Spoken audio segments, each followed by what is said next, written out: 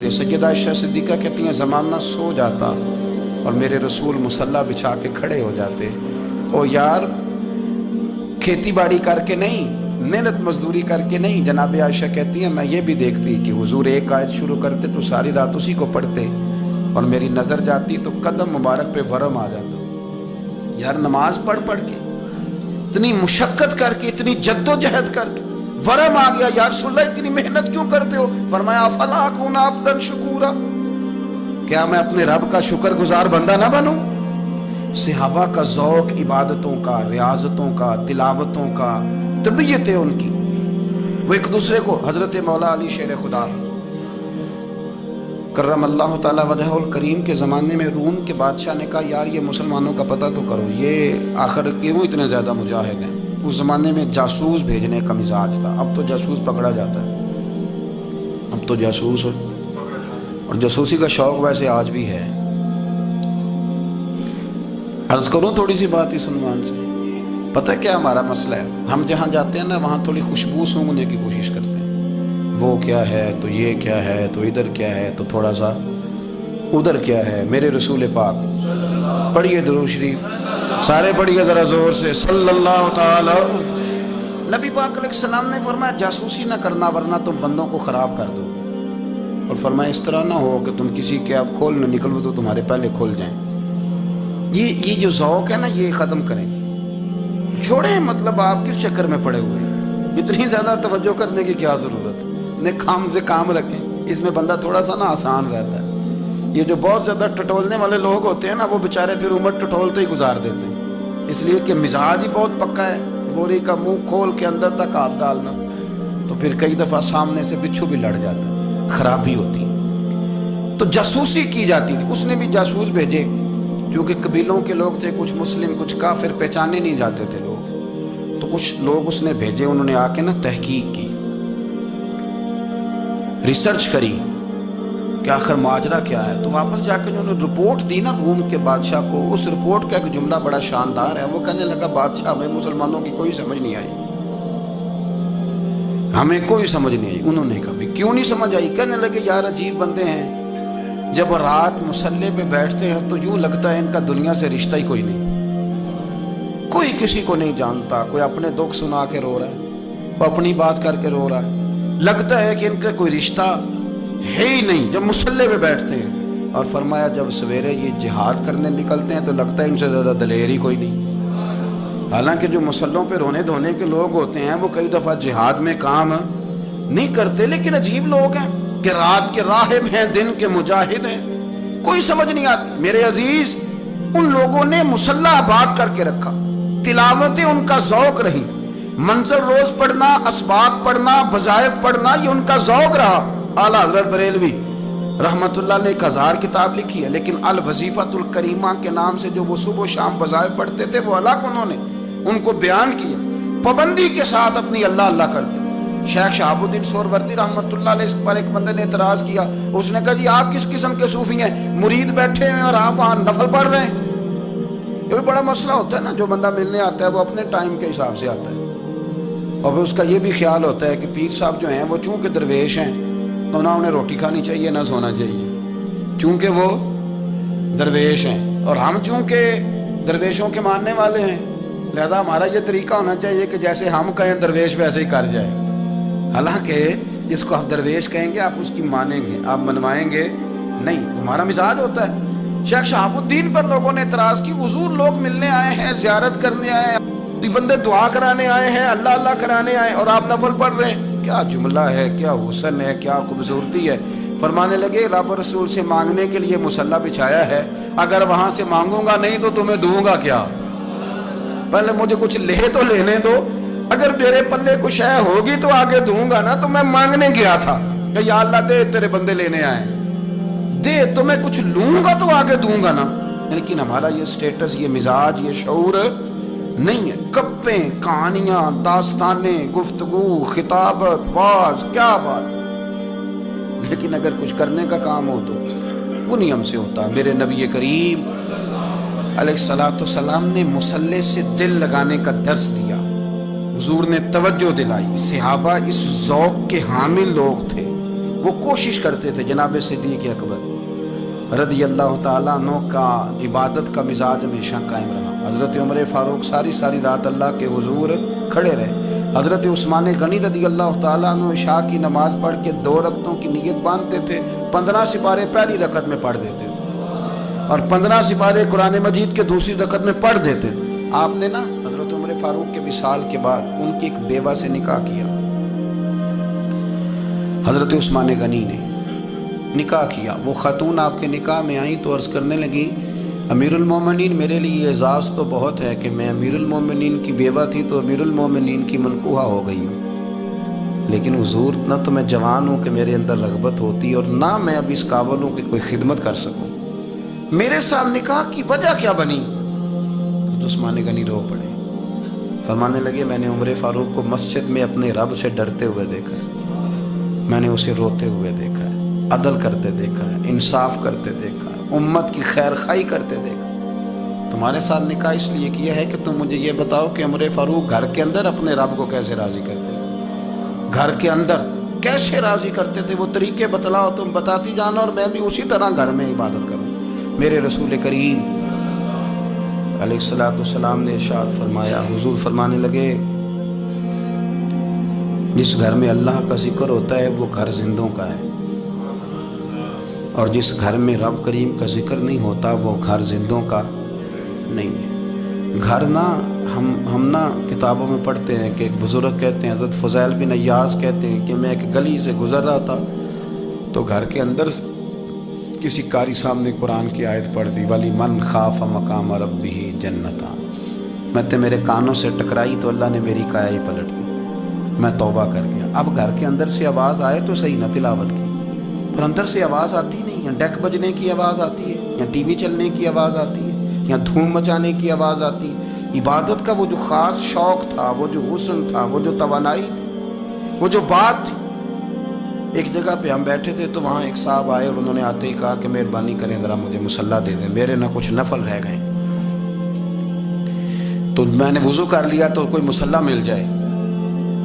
مصلی انہیں دے دیا گیا، وہ مصلی لے کے چلے گئے تو پیچھے ایک صاحب نے تبصرہ کیا، کہنے نے کتنا ریاکار بندہ ہے، لوگوں کو دکھا رہا ہے کہ میں نفل پڑھتا ہوں، ہے کو بات کرنے والی. میں نے اسے کہا تو مہربانی کرنا اس طرح کی ریاکاری تو بھی کر، پکڑ مصلی اور جا تو بھی تھوڑی ریاکاری کر کے آ، اٹھ ذرا شکر کر، کوئی یہ ریاکار بھی ملا ہے، کوئی نفل پڑھ کے ریاکاری کر رہا ہے. اللہ کا میں کہتا ہوں کو پڑھے تو صحیح نہ، یار یہ کوئی دور ہے نفل پڑھنے کا، اس میں تو لوگوں کا مزاج ہی نہیں، طبیعت ہی نہیں. میں نے کہا چل مہربانی کر یہ لے مصلی اور تو بھی جا تھوڑی سی یا کر یا ریاکاری کرو تو صحیح نا، مزاج ہی نہیں، ذوق.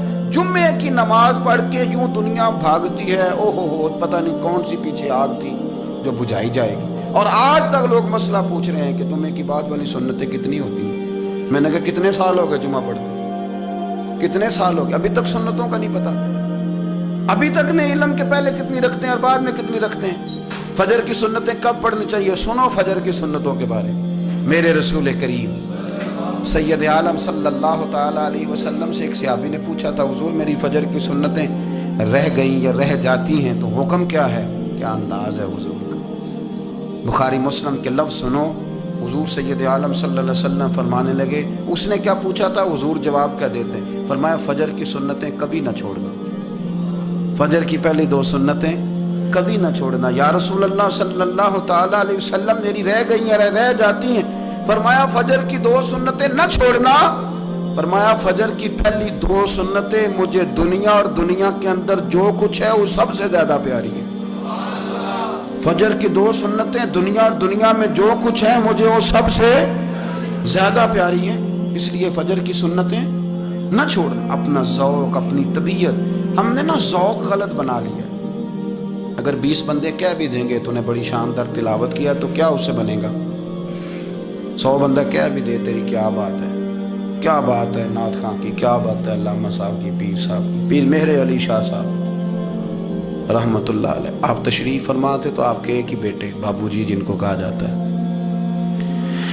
جس دن صاحبزادے پیدا ہوئے تو خادم نہ وہاں سے نکلا.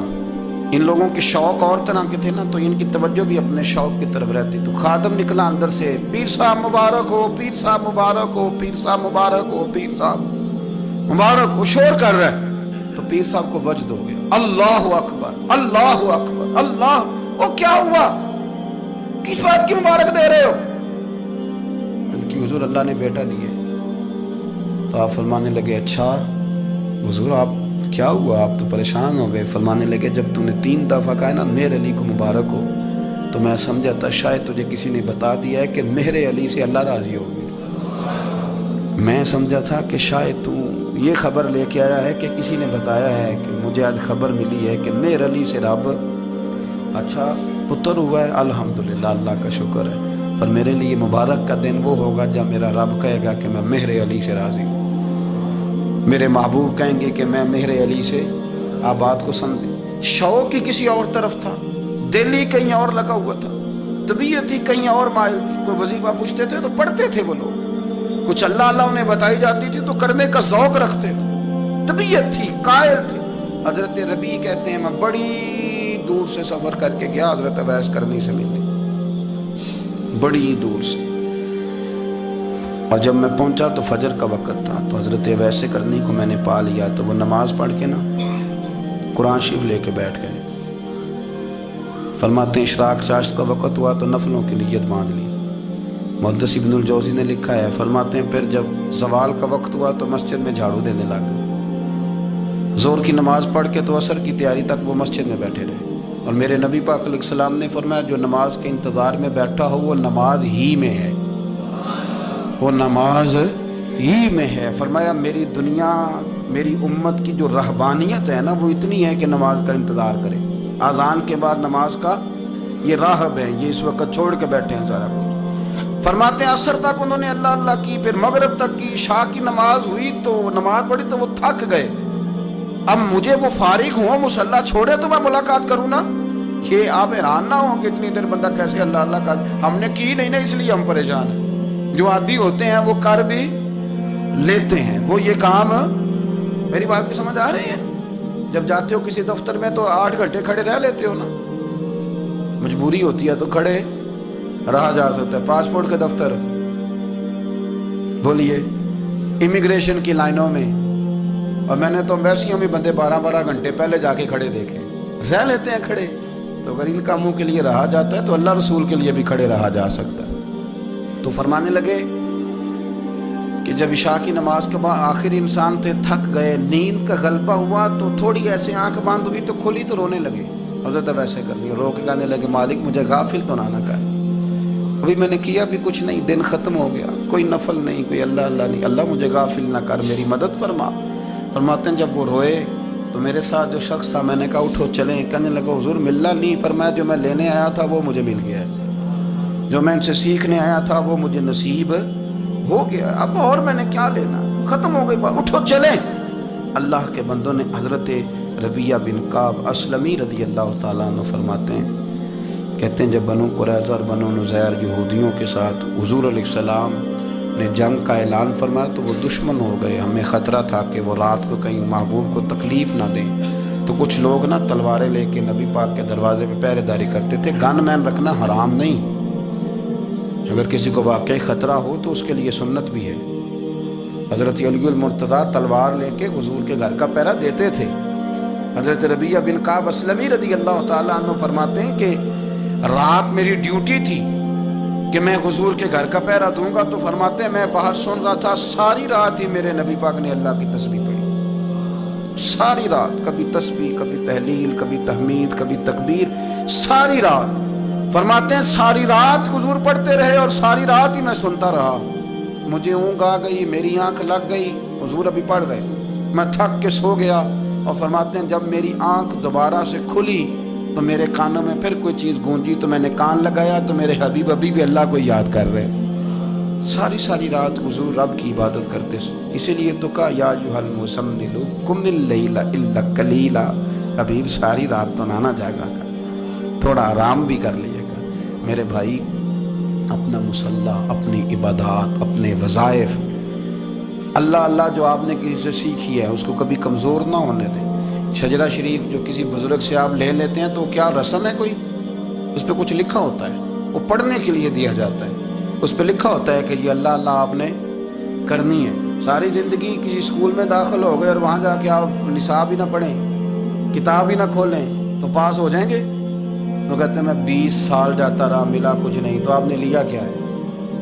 ایک اتنی سی کتاب تھی، اس کو تو کھول کے آپ دیکھ نہیں سکے، اس کے وظائف تک تو رسائی نہ ہوئی، اس لیے کہ اللہ اللہ کرنا مشکل ہے اور تصویر کھنچانا یہ آسان کام ہے. تو جو آسان ہے اس طرف ہماری توجہ لگی رہتی ہے اور جو مشکل ہے اس طرف ہم ذوق پیدا نہیں کرتے. یا ایھا الناس اعبدوا ربکم الذی خلقکم والذین من قبلکم لعلکم تتقون.